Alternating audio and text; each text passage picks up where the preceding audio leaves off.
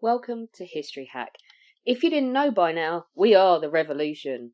That means we're sharp, witty, lots of fun, but it also means that we're essentially the peasants in Les Mis huddled round a table in the corner of the bar with no money. If you enjoy the show, please do support us. We have a Patreon account by which you can donate a small monthly sum in appreciation of what you're hearing. Alternatively, we have Ko-fi, in which you can just do a one-off donation as a thank you if you particularly enjoy a certain episode.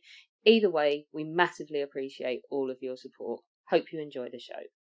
Hello, welcome to History Hack. It's me and again, I'm on my own. They've all abandoned me. Just like we abandoned Chris a couple of weeks ago, I have now been abandoned myself. But I have a really awesome guest. We haven't had something on the Pacific in a really long time. I think Saul David was the last one to come and do the Pacific with us. But we found a very, very cool guest who is John McManus. He's a military historian and author. He's a professor of military history at Missouri University of Science and Technology, and he is here to talk to us about General Douglas MacArthur. Welcome, John. Hey, thanks for having me on, Aline. I appreciate it. I'm so glad I called you at Weird Ways. I was like, when are you free? Absolutely. Yeah, me too. It's it was interesting to hear about your work too.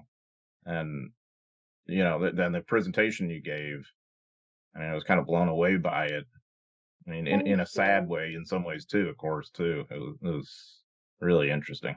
You've now made me feel really bad because I had to choose between you and Alex on a talk, but I did make it for the quiz, which was excellent. But you totally destroyed poor Claire. I mean, in fairness, I don't know that I really destroyed her. I think I just muddled along, and I got a little lucky because I think that the questions that Al and Jim came up with more conformed to my strengths than Claire's, maybe. And so I think it could have definitely gone the other way. I think under different probably circumstances. the easiest one was who said it, Hitler or Stalin? And I was like, well, this is a bit, sometimes they overlap a little bit. And I was like, no, and I'm standing like way at the back yelling. And nobody, I'm like, no, it's Stalin. And I think you and Claire both made a mistake and you both said Hitler at once. I was like, no, it's Stalin. Frustrating. Sure. I know. And, that was a really clever category, I thought, because, those were deep dive quotes, some of them. And sometimes it was hard to kind of distinguish. I mean, I like to think that I'm pretty conversant on both of them. But I was a little, I didn't know a number of them. Obviously, like you said, I mean, there were a number of them that I should have known. And I think I got 2 out of the 8 wrong or something like that. And it was like, You did really well. And it was more military style and poor Claire. Exactly. And and even then, I think I just kind of muddled along, kind of got lucky on a few of the questions. I think I wound James and Al up, and I was so offended you didn't put any Poland questions in there. Don't know if we can be friends anymore. Right. Yeah, that I know. That's sort of the end point, I'm sure. Exactly. Just to make it a little bit harder, but then Claire would have had a little bit of an advantage, I think, like because she does do some Polish history. So, I don't know if it would have been fair. It would have been, yeah, exactly. It's all in the questions, and yeah, if the questions happen to conform to your strength, then great. If not, who knows? You and I can go off topic, I think, for quite a while. I want to rein us back in. I want to try and do some reining today. Not like all a right, queen. let's do some reining. Not like a queen. I wish I could, but right. So we're here to talk about Douglas MacArthur, right? First of all, some of our listeners, I know this sounds like a really, really silly question. Some of our listeners obviously are more experienced and they know more things, but some of our listeners may not quite be as experienced in this. First of all, who was Douglas MacArthur? Number one. What was his prior experience to World War II? And what kind of leader was he? So there's like a 3-part question there. Yeah, so who was he? Douglas MacArthur is actually born into a military family. His father had the sort of funny name Arthur MacArthur, but he was Arthur MacArthur fought in the Civil War. He fought in the U.S. Civil War on the U.S. side, and earned the Medal of Honor for extraordinary bravery in a battle called Missionary Ridge. And he was just sort of born for military life, and so he became a general. He was a 3-star general, and he actually commanded American military forces in the Philippine American War. So, like as an aftermath of the Spanish American War, the Americans decided they were going to try and hold on to the Philippines, which they had helped liberate from Spanish control. They decided they were going to stay there as a kind of imperial overseer, and this led to a war that lasted for years, actually a major counterinsurgency war that the Americans won. So Arthur, has this kind of tie with the Philippines, and his son Douglas, who's born in 1880 and graduates West Point in 1903, right at the heart of when all this is going on. His first posting is to the Philippines as a young officer, fresh out of West Point. So Douglas MacArthur is kind of this scion of this military family. It's not that well known, but his older brother, was actually a naval officer too. He had become a captain. I think he had advanced as far as being a captain, and then he dies of appendicitis of all things, like in his early 40s. Just terribly tragic. So Douglas during World War I had earned quite a record for himself as a brigade commander and as chief of staff of the 42nd Division. And he's one of these guys who's very much connected and an insider in the Army. And so he becomes, I think, the youngest brigadier general in the Army at that point, and he's then sent to be the superintendent at West Point. He has multiple tours in the Philippines during his career, and the bottom line is he becomes Army Chief of Staff at a pretty young age, the age I think 50 years old. And so when it's time for him to retire in the mid 30s, he goes to the Philippines to help stand up the armed forces there because the U.S. has decided to give the archipelago its independence. So in terms of his background, it's different than any other U.S. military officer in World War II because he had once held the top job, and then eventually, when World War II happens, he's going to be like a field and theater commander, and he has this sort of second career in a way that he's really famous for: World War II and then Korea. I'm trying to think of the parts 2 and 3 as I've droned on here. What Hold was the on, second parts part? 2 and 3. So, who was he? What was his prior experience, which you've answered? And what kind of leader was he? That's the last part. That of course is a matter of just of judgment. My personal opinion, he's a troubling leader on a lot of levels because he has a kind of cult of personality built around him, especially in the first Philippines campaign in World War II. And what I mean by that, he's a kind of genius at self promotion and public relations, and he has very much political undertones to his career, his outlook. He's a guy who will eventually basically run for president while in uniform, while commanding an army in the field, which is a big no-no in the American system. He will flout orders that he doesn't like and not always recognize higher authority. And I mean this sort of throughout his career. When he was a young lieutenant, an engineer lieutenant, he received an assignment, an order to a posting he didn't like, and he just refused to show up. And he plays this sort of game of administrative chicken, and eventually his higher ups do what he wants. Because his father was very well connected. Douglas was considered to be by many in the Army to be intellectually brilliant and all this kind of stuff. So he's always he has this bit of defiance about him. And so when this really comes to a head, is certainly, I mean, kind of during World War II in the sense of trying to run for president and being a hard guy for Washington policymakers to handle on some levels. But really, it's in Korea when he's commanding UN forces in Korea and basically defies administration policy that could have led to a much wider war. That could have led to World War III, and it's why President Harry Truman will eventually fire him. And that obviously that's very controversial. That's later in 1951. So I think he's a troubling figure. I think there are some good aspects of MacArthur, and what I mean by that is as World War II unfolds, I think he becomes a really good practitioner of amphibious warfare. I think he understands invasions very well. I think he consummates productive relationships with his colleagues and the other services, like General George Kenney, his air commander, who's just first rate.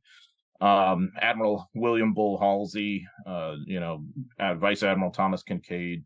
who, MacArthur works well with the Navy by 1944 and 45. He is, in terms of how he treats people, when you encounter MacArthur, he's very gentlemanly and he's very polite. He's cordial and he's kind of enjoyable to be around on some levels, except that he will subject people to monologues, like these endless monologues in which he's just going on, holding forth about whatever. But yeah, so MacArthur is those are sort of the good qualities. The bad qualities is the megalomania, the egomania, the cult of personality, the political undertones, all of these kinds of things that I find really troubling about the guy. So anybody who's read my work, I think, understands that I'm not necessarily a fan of MacArthur, but I maybe I'll say in hopefully, I don't know if it's in my defense or not, but I at least try to be fair to him because there are some things I think he does very well.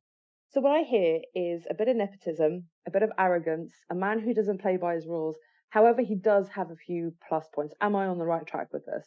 Yeah, yeah. I mean, I think that's a pretty good summary. I mean, the interesting thing about MacArthur, Alina, is that he has this idea of himself as an outsider. He's constantly like railing against Washington policymakers, like especially during World War II, like as if they're against him and all this. And yet, obviously, his dad's a three-star general and very highly regarded. The one disappointment his dad had was that he didn't become Army Chief of Staff. And so then that became like the mission for Douglas's mother to make sure that Douglas would become Army Chief of Staff. And so she would write letters on his behalf, like to Pershing and other, sort of power brokers in the Army. And so MacArthur thinks of himself as this outsider, but he's very much the ultimate insider on many levels. And most of those who encountered him, throughout his like mid stage of his career, when he's a young brigadier general, whatever, they were impressed by him on a lot of levels. He was always sort of separate and different somehow, and that I think impacts how a lot of people will view MacArthur and work with him. But there's just these interesting contrasts about him that he has a monumental ego. You're right, and he's arrogant, and yet he's incredibly insecure. When you look at some of the things he does and how he behaves and comports himself, especially as a commander of World War II, it reveals a great deal of insecurity. And the idea, for instance, that there's people in Washington plotting against him and wanting to kind of stab him in the back, and his paranoia about General George Marshall, whose career he just tried to destroy when MacArthur was chief of staff. And obviously he didn't succeed in that regard. So they always had this very uneasy, kind of wary relationship. I think Marshall handled him reasonably well. So MacArthur is this sort of interesting contrast. As one of his key aides who worked very closely with him said, none of us really knew him. We saw just sort of parts or pieces of the man. I'm kind of paraphrasing, but that, you know what I mean? It's like you all saw these different aspects of him. He was a very complex individual on a lot of levels. The Philippines becomes quite important in this narrative. We're going to come to MacArthur in the Philippines in a second, but before we get to that stage, December 1941, obviously you have Pearl Harbor, lots of things are happening. Even in Europe, I think it's probably one of the most important months within history with so much going on. I say that because obviously there's a lot of other important things, but in this context, it is quite an important month. What is the US Army's position at this point in time in the Philippines?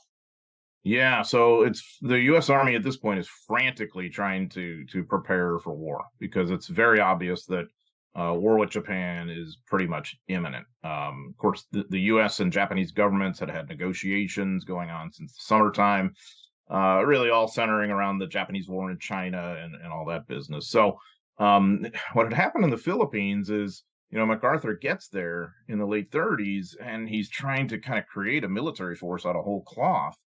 And sort of with the U.S. military model, like with a National Guard kind of setup and all that. And then, of course, the crisis with Japan looms 1940 and 41. And so you start to see more U.S. military reinforcements coming to the archipelago.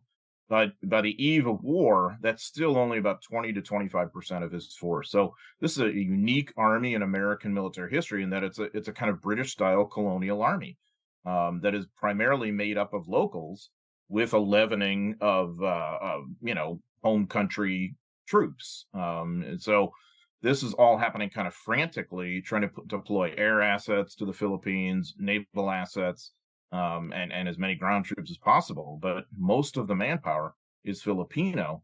And so some of these guys are trained up pretty well. Some of them are great soldiers. Some of them are not. Some of them are not that well armed. I mean, so MacArthur really, honestly, he really botches this whole beginning of the war because he decides, I think I can defend Luzon, the largest island with Manila. He decides, I think I can defend it all along the coastline, and there's a lot of coastline on Luzon, and so he kind of penny packets his troops out all around the island. When the original war plan was to basic if the Japanese invaded, to kind of hunker down at Bataan, which is really good defensible ground. It's a peninsula opposite Manila. You could hold Manila, and then the Navy could fight an engagement with the Imperial Japanese Navy and come and reinforce you, and you could hold on to the key parts of Luzon. So MacArthur rejects that, and he has this sort of Rommel type of vision of let's stop them at the waterline, very similar to what Rommel will do, in France in 1944, and they both have the same results. They fail spectacularly. So this is one of the reasons why the campaign goes as badly as it does. So I want to jump in. I apologize for cutting you off. I want to understand why he made that decision. Why is he completely throwing away the plans and basically going at it in his own way? Do we know? Because he thinks part of it is that he thinks it will reassure the Filipinos. MacArthur loved the people of the Philippines, and he truly had a bond with them. Manila was home to him.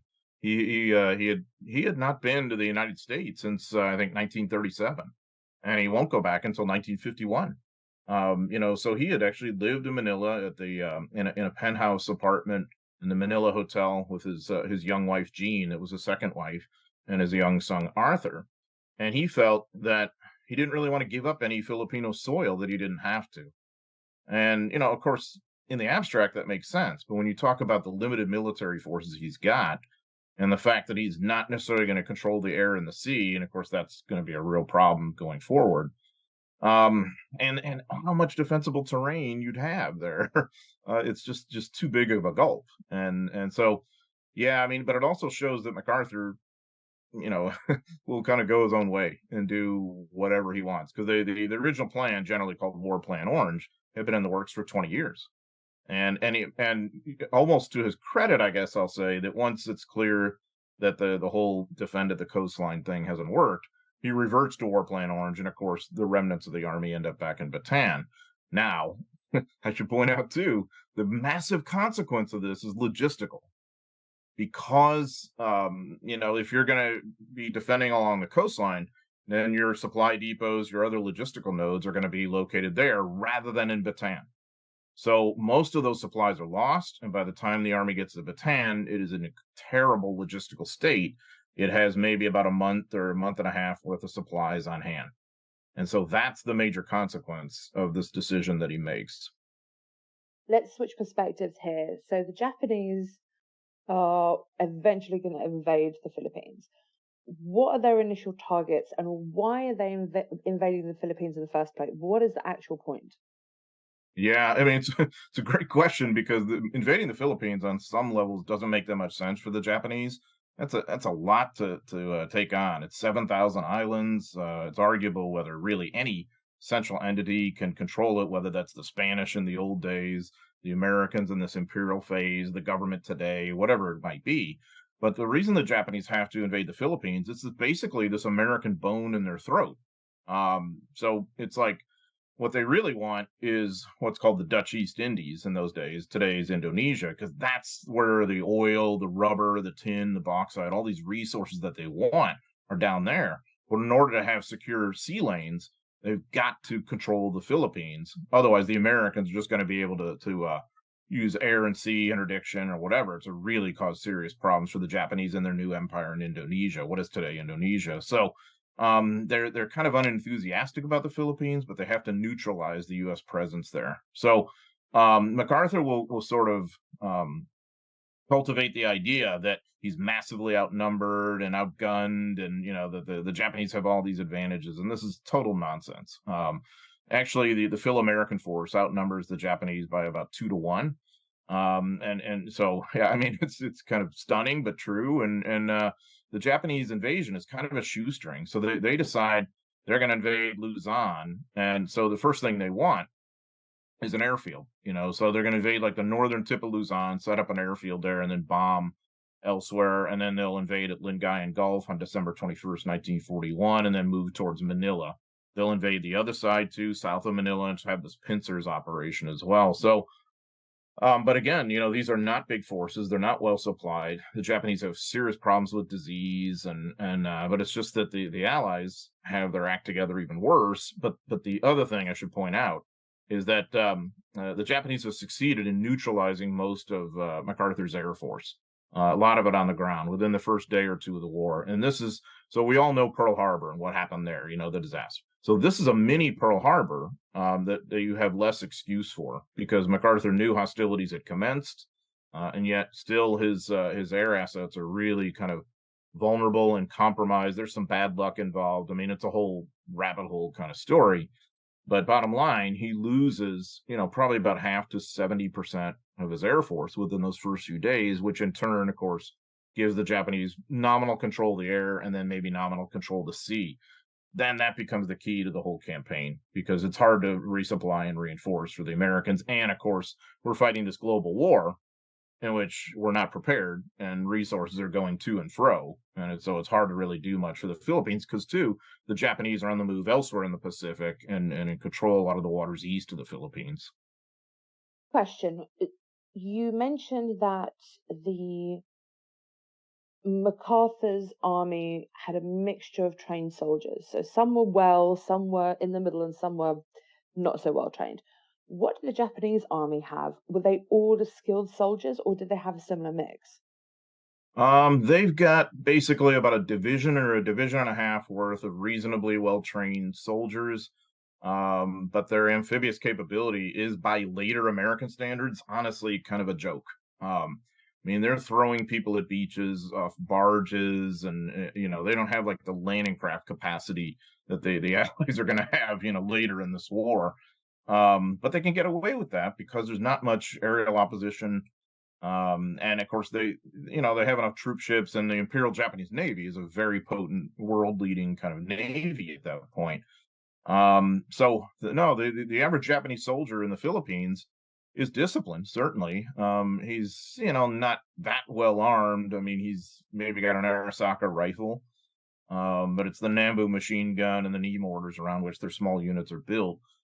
Their artillery capability is okay. It's probably equivalent to the Allies at that point.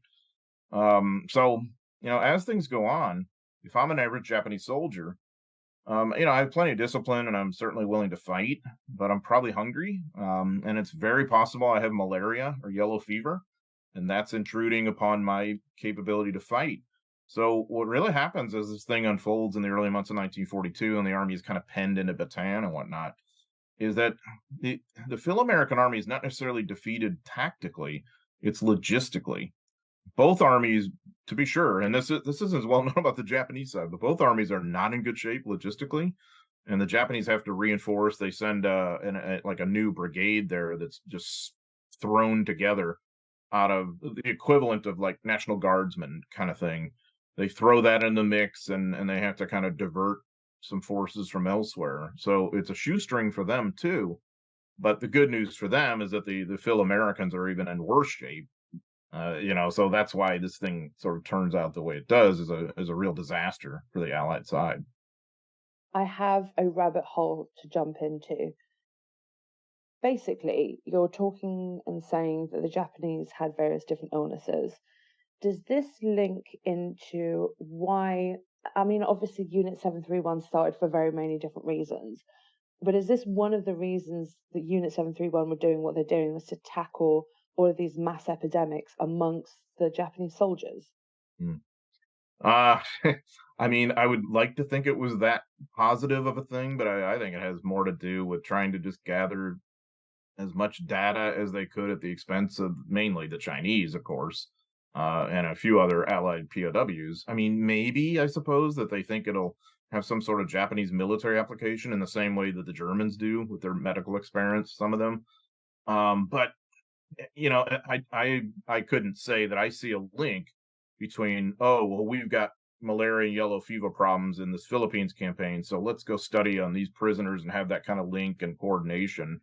It doesn't seem to me that there's that exact causal link beyond maybe the abstract.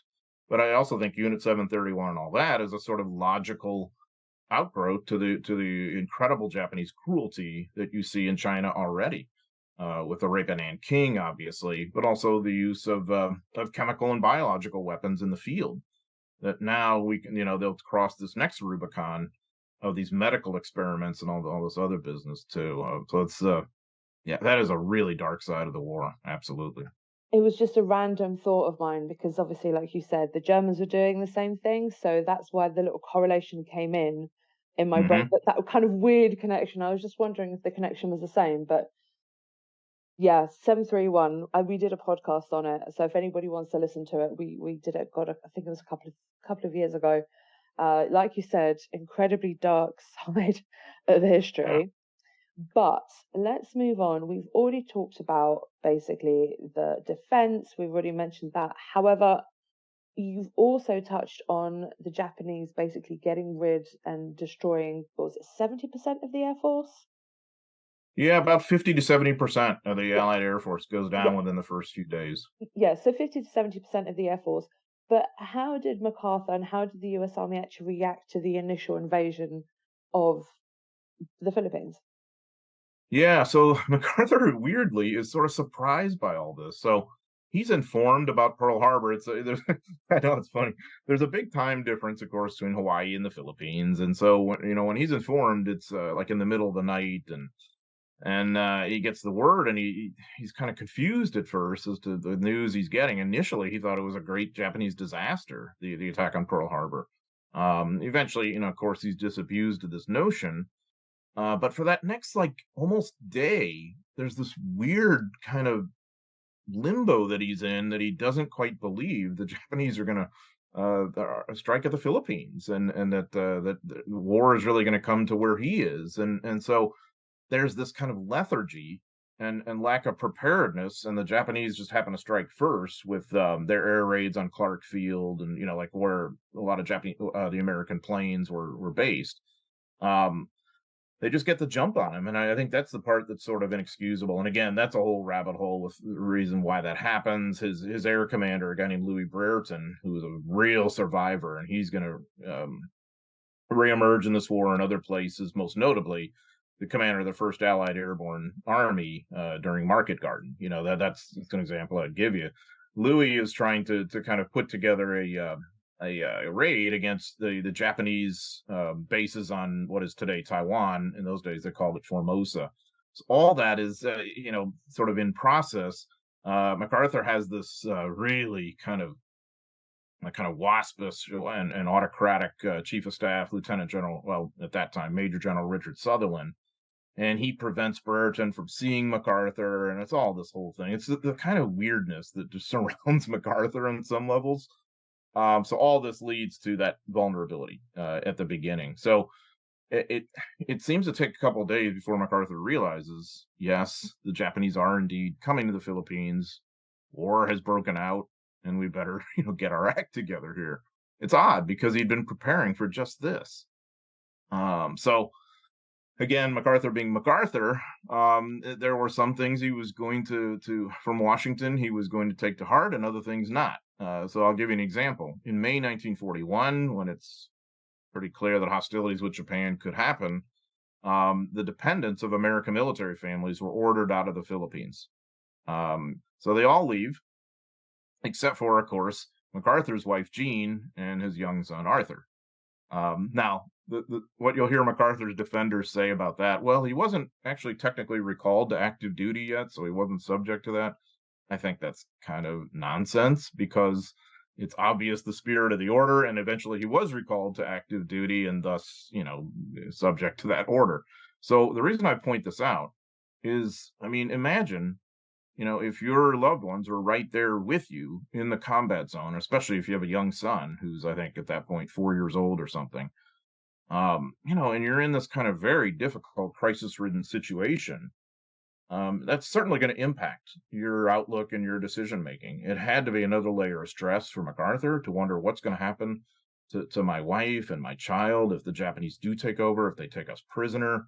And then he's putting them in danger because his base is at Corregidor. It's an island in Manila Bay, and it's getting bombed and it's getting shelled. And that has to affect Arthur, I think, this young child there. And certainly his wife, Jean, is very courageous and a remarkable person on a lot of levels.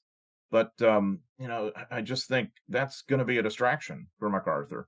And he comports himself very courageously for all his wards. He's a really valorous guy. But I really think that whole element of this has been kind of overlooked. His flouting of the orders and his willfully putting them in harm's way and creating another layer of complexity to an awful situation. I think that's tended to be overlooked sometimes. I think that's a really interesting point that you've made because even I know this doesn't compare to having a wife and a child or a husband and a child, but to me, my dogs are really important. They're my babies, they're everything to me.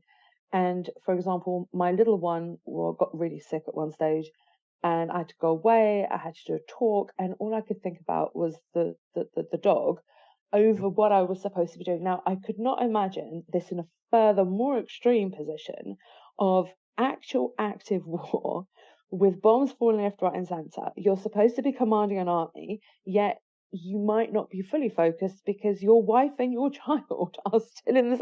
They're right there. I know, Alina, I know exactly what you mean. The same bond with my dog. I would feel the same way. And that's nothing compared to this in a way, I mean, so yeah, here's your wife and child right there in the combat zone with you. And by the way, they're the only ones. Oh No God. one else's are there, so you can't take solace in that. I mean, and so Gene will be with him through the rest of the war, pretty much. I mean, and not always at the front or whatever. Eventually, when MacArthur gets out and he's based in Australia, she and Arthur will be there. And there will be times where they'll be separated when MacArthur is moving forward, like in New Guinea and running ops there and all that. But eventually, once they come back to the Philippines in 44 and 45, Gene will rejoin him and then be in some semblance of danger at times. And there's a little anecdote about that in terms of Arthur's development. When they come back to the Philippines, in 1944 and 45, and Arthur's with them again, and they're in Manila. You can hear the artillery pounding, at the front, several miles away, and Arthur is absolutely terrified. And initially he's about to just double over, and he asks his mother, are those our guns or theirs? Because presumably he remembers theirs when they pounded Corregidor a few years earlier. And I mean, just it's hard for me to really sign off on that, I guess. I just don't think that was the right thing for MacArthur to do, especially in relation to a young son. And I also think it shows just this tendency to say, well, the rules don't really apply to me. So if I'm serving under MacArthur and I'm separated from my family, am I going to resent him? And some did. Believe you me, I found plenty of accounts of those who did because they thought this isn't appropriate. He's also very selfish. He's Hmm. an incredibly selfish human being for putting your son and your wife in danger, and not just that, the psychology of his son. And as he's young, he's going through such an impressionable age, and it's going to leave Exactly. everlasting damage on this poor child. So that is I'm now going to officially call MacArthur selfish. In that respect, absolutely. Yeah. And in other respects too, in terms of his megalomania, um, just oh my gosh, the self-centeredness that you will see with him, which just makes you cringe at times. And yet I'll also say this for him too. I think he truly cares for his soldiers. And especially later, of course, we all know how the Philippines campaign turns out. It's terrible end to this whole thing, and about 20,000 Americans end up as POWs, about 60,000 Filipinos. Really for the rest of World War II, MacArthur cared deeply for them. It was animated by trying to liberate them and sort of redeem the Philippines and all this kind of business too. So you see this other side to him. But yes, you also see this on the personal level, really selfish. And what's interesting too is Jean's role in all this, just how remarkable she was in terms of physical courage, but in terms of the kind of person she was, by all accounts, of really just forging good relationships with everybody around her, her consideration, the respect she showed, and caring of the soldiers. She was really quite an asset on that level for him. Um, but I also think he's at times exposing her to danger that maybe shouldn't be. But I don't know. That's the weird world of MacArthur, I guess. So he's well, Philippines have been invaded. Things are not going quite as well as he was hoping for. You then had the battle. I'm not going to pronounce this completely incorrectly, so please correct me. The battles of Bataan and I can't pronounce the second one. It begins with a C.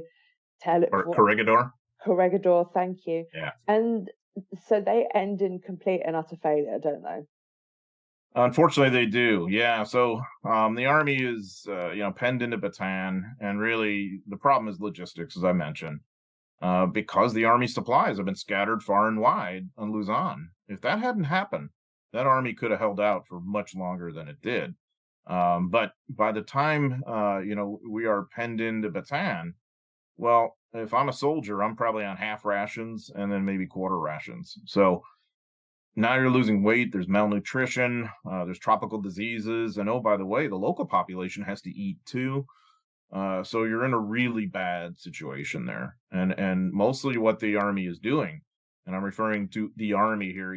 The Filipino and American soldiers working together. Also, what they're doing in most days is scavenging around for food as much as they can. And when the Japanese do attack, they're going to put up a good fight. But really, if we have a squad of 10 guys, maybe two or three of us have the physical strength to do what we need to do on any given day, or to repel that Japanese attack or whatever. I think it's amazing the army fought as well as it did, but yeah, unfortunately, it's doomed. I mean, and of course, then it's April 10th that the American and Filipino forces will surrender. A little irony about that. The commander on site there was Major General Edward Ned King. And he's the one who has to surrender these forces. So that, of course, eventually leads to the famous or infamous Bataan Death March and all that. Well, King was a Southerner who had been steeped in the history of the Civil War and all that, and so you would think this must be a guy who believes in like the lost cause and racial segregation, all that. No, King was very much against racism, and he would brief his new officers saying, "Hey, don't look down on the Filipinos. Racial differences are nonsense or whatever." And yet King knew the Civil War well enough to know that the day he was surrendering was the exact anniversary of when General Lee surrendered at Appomattox in the Civil War in 1865. And so when King goes to the Japanese, he has Lee's famous quote in his mind. So I will go see General Grant, and I would rather die 1,000 deaths. And so King feels the exact same way when he has to go reach out to General Hama, the Japanese commander, for the surrender. And that's all he can think of as he's walking forward. So he will endure several years of captivity. He will survive. King was really, I think, remarkable on some levels, and he's kind of left holding the bag there at Bataan. At Corregidor, it's the next guy up in the chain, Lieutenant General Jonathan Wainwright, because of course MacArthur's famously ordered out of the Philippines by FDR, and he's ambivalent about that, but he will comply with that order. And he'll get out and get to Australia. So Wainwright is the overall commander, and so this is about a month later that he surrenders at Corregidor after the Japanese invade that island, having pounded it. And there's a heck of a fight that goes on there before Wainwright's forces eventually surrender. Does he survive captivity? Wainwright does, yeah. Actually, Wainwright is a fascinating story too. He's another sort of military scion. His father had been an army officer. His uncle was a naval officer who actually lost his life in a tactical encounter with pirates in the 1870s. It's just a crazy kind of thing. And Wainwright was a very well-regarded cavalry officer. He's a 3-star general at that point. And he when you really look at who the real brain is, the tactical brain of that American campaign in the Philippines at that point, it's really Wainwright on a lot of levels. So when he surrenders, of course, it's devastating to him, and he was convinced that he was going to be just this sort of pariah, that he eventually will be court-martialed after the war, he thinks, and all this. Well, instead, actually, he shows amazing leadership. The privation he suffers is horrendous. And eventually, once he's liberated in 1945, he will get the Medal of Honor, very well deserved, and he will be. I mean, it's almost too much. What a massive national hero he will be for the rest of his life. That it was more than he could handle. He was always a very heavy drinker, and really after the war is when you see that kick in even more. So interesting little anecdote about Wainwright. He famously is right there with MacArthur aboard the USS Missouri in the surrender ceremony and all that, along with General Percival, who had surrendered at Singapore. Wainwright, is there. That's September 2nd, 1945. And then I think it's 6-7 years, something like that, exactly to the day Wainwright died. And one of the major reasons he died was just too much alcohol consumption because it was so hard to handle.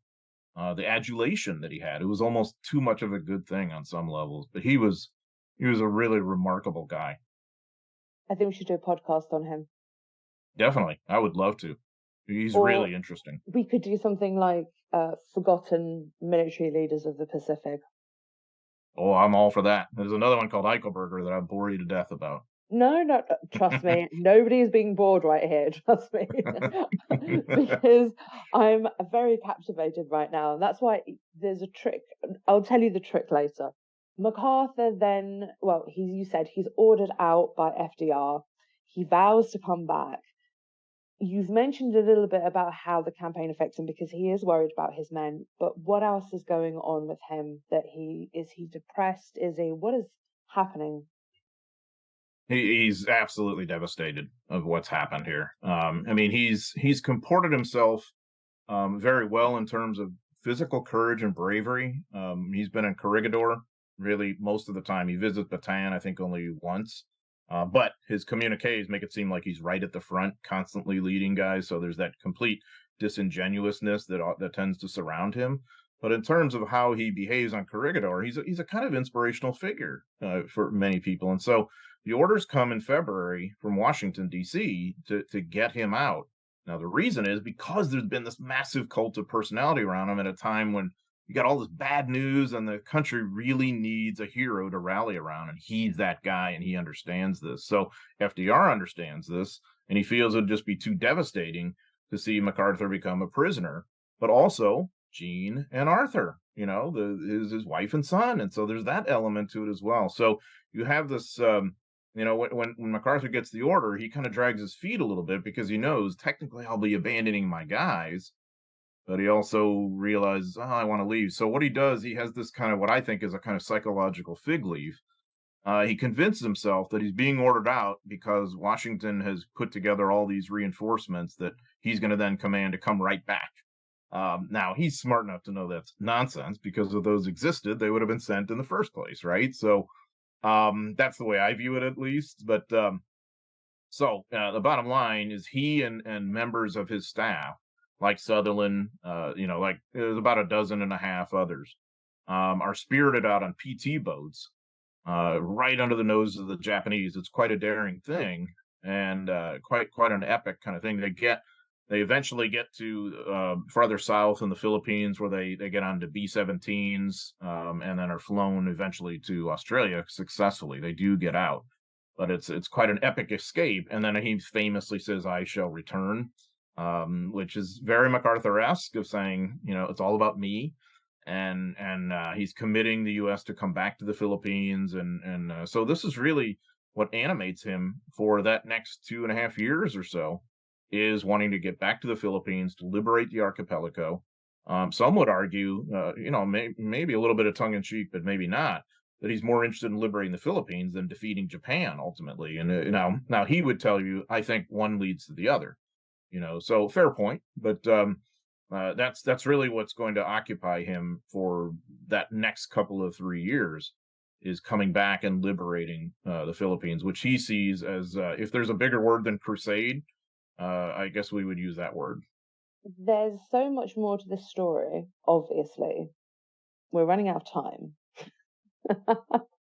I think we've got to get you back to do a bit more of MacArthur and how this all ends. But just to poke the bear a little bit at the end, because I know that We Have Ways this came up a couple of times. So it's one of the questions I think is just a little bit fun here, is because it's always about the US Marine Corps, right? The Pacific, US Marine Corps. Everything's about the US Marine Corps. But the Army actually did have a role in all of this, didn't it? They weren't just like shoved to the side and forgot. Well, they have been a little bit shoved to the side and forgotten, but yeah. They've definitely been forgotten, unfortunately. The Army actually had the major role. Certainly it's a naval war too. I wouldn't argue otherwise. But in terms of the ground fighting that has to happen, and that's the core of the war, in my opinion, the Army does the vast majority of it. There were 1.8 million Army ground soldiers who served in the war against Japan. That's the third largest military force this country has ever sent overseas to fight a war, behind only World Wars I and II in Europe. There were 250,000 Marines, maybe. So there were very few exclusively Marine battles. Most of the battles the Marines are involved in, they're fighting alongside the Army. Guadalcanal would be one example I'd give you just off the top of my head. And there's many others too, such as Okinawa, many others in between. So it's really the Army does the vast majority, not just the fighting on the ground, that's true, but also the logistical side of it. The aviation engineers who have to build airfields, the depots you have to build, and the transportation and all this unglamorous stuff that absolutely has to be done. The Army is really taking the lead, and that's why I did the trilogy about the Army in the Pacific, because I think it's one side of the war that isn't as well known as it should be, and it's really not to take away from the Marine Corps. I would argue that it's the opposite. That really, when you get a sense of how few Marines there were, you get a sense of how they were punching above their weight and how incredibly valorous they truly were. But you get a sense of the real context of this war, that it is the Army's war on the ground on a lot of levels. And yet in our popular memory, there's this sense that the Marines did all the ground fighting, which I don't think is fair. And it's one of the reasons why I did the trilogy. John, we have to get you back. I mean, if not to do 1, 2, 10, 25 different things for us, because sounds fun. I've had a really great time doing this, and we're reaching close to an hour, I think. Not far off from chatting for an hour. But if you remind our listeners the name of your trilogy, and if there's anything else that you think or you could recommend of yours that people can go out and buy. Yeah, in terms of the trilogy, of course, as the name indicates, it's 3 books. So Fire and Fortitude, the U.S. Army in the Pacific that covers 1941 and 1943. The second one is called Island Infernos, the Army's Pacific War Odyssey, 1944. And then the last one that just came out this year is called To the End of the Earth, the U.S. Army and the Downfall of Japan, 1945. So it's such a huge story that it had to be broken up into those 3 different books. And it's just, I'll tell you, it's just so fascinating, like the human story, the complexity of it all. But you see, like from privates to generals, what this really was. And that's kind of what excites me about the story, because also too, like if we're applying it to like today's geopolitics, if we look back and we just think the Pacific War was the Navy's war with a few expeditionary kind of operations by the Marines, we misunderstand what war in the future could be against a peer operator in that part of the world. That yes, it's oceanic, of course, and that maritime, struggle, it's a big part of it. But in the end, humans have to control ground. And really, you're going to need the Army for that more than anything. So I think that's one of the lessons that maybe the trilogy can help teach us. I already have ideas of what I want you to come and do. So the list is going in the back of my head, but we'll talk about it later. But listen, it's been great to have you on. We'll get your books into our bookshop anyway, so people can grab themselves a copy. Then Chris usually does the spiel. Mine's not as good. Then they won't be done by the, what you call it, place. But oh God, I can't even do this anymore. The shop that is named after a very famous river, and you'll get a bigger chunk, we'll get a tiny chunk, and then local bookshops will also get a chunk about it too. So thank you so much. Terrific. Thanks so much. I appreciate it, Alina. Our incredible guests give us 45 minutes of their time to join us and talk about their work or their new book. This is just a small taster. As a result, we have launched our very own bookshop on bookshop.org, where you can find our guests' latest books, you can support them, and you can support us on History Hack. 10% of every sale via our bookshop supports the podcast and allows us to keep going and bring you more top-of-the-line guests. You can find our bookshop at bookshop.org/shop/History Hack, or search for us in the shop section. Thank you so much for your continued support. We really appreciate our listeners and supporters. So make sure you get down to the bookshop and grab yourselves a new book.